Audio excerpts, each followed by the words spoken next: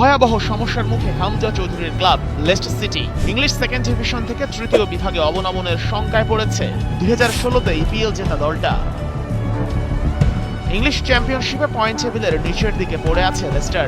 41 ম্যাচে পয়েন্ট মাত্র 41। 24 দলের মধ্যে ওরা পড়ে আছে 22 নম্বরে।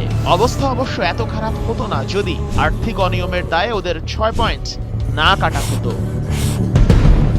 অভিযোগের বিপরীতে অবশ্য আপিল করেছিল হামজার ক্লাব লেস্টার, কিন্তু তাতে লাভ হয়নি। তদন্ত শেষে সেই শাস্তি বহাল আছে।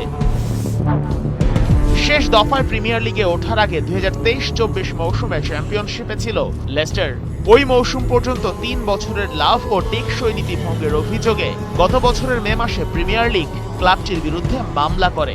এরপর রায়ের সিদ্ধান্তে লেস্টারের 6 পয়েন্ট কাটা হয়, আর এতেই হামজারা টেবিলের 17 নম্বর থেকে নেমে যায় 20-এ। সেফ জোনে থাকতে হলেও এখন লেস্টারের অন্তত আরও একটা পয়েন্ট দরকার ছিল।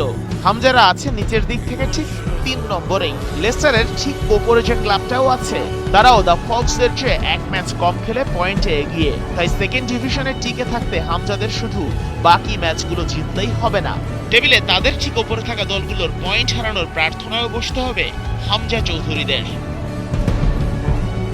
শেখ আশিক, 71।